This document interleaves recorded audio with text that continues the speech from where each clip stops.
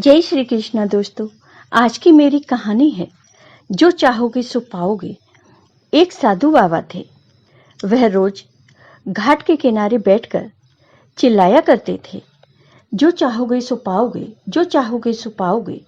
बहुत से लोग वहां से गुजरते थे, पर कोई भी उनकी बातों पर ध्यान नहीं देता था और सब उन्हें पागल आदमी समझते थे।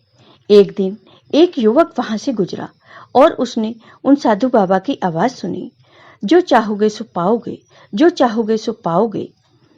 और आवाज सुनते ही वह युवक उन साधु बाबा के पास चला गया और साधु बाबा से पूछा कि हे महाराज, आप बोल रहे थे कि जो चाहोगे सो पाओगे, तो क्या आप मुझको वो दे सकते हैं जो मैं चाहता हूँ? साधु बाबा उसकी बात को सुनकर बोले, हाँ बेटा, तुम जो कुछ भी चाहते हो मैं उसे जरूर दूंगा। बस तुम्हें मेरी बात माननी होगी। लेकिन पहले ये बताओ कि तुम्हें आखिर क्या चाहिए? तब वह युवक बोला, बाबा, मेरी एक ही ख्वाहिश है, मैं हीरों का बड़ा व्यापारी बनना चाहता हूँ।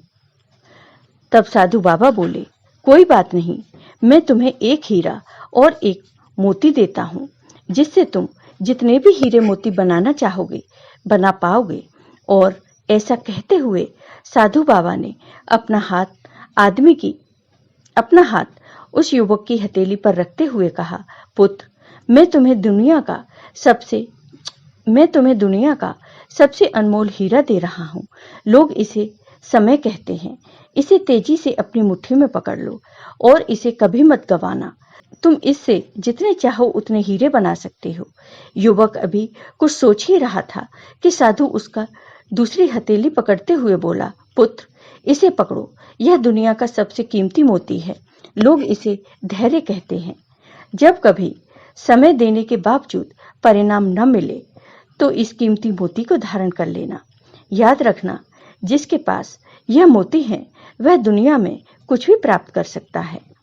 युवक गंभीरता से साधु बाबा की बातों पर विचार करता है और निश्चय करता है कि आज से वह कभी अपना समय बर्बाद नहीं करेगा और हमेशा धैर्य से काम लेगा।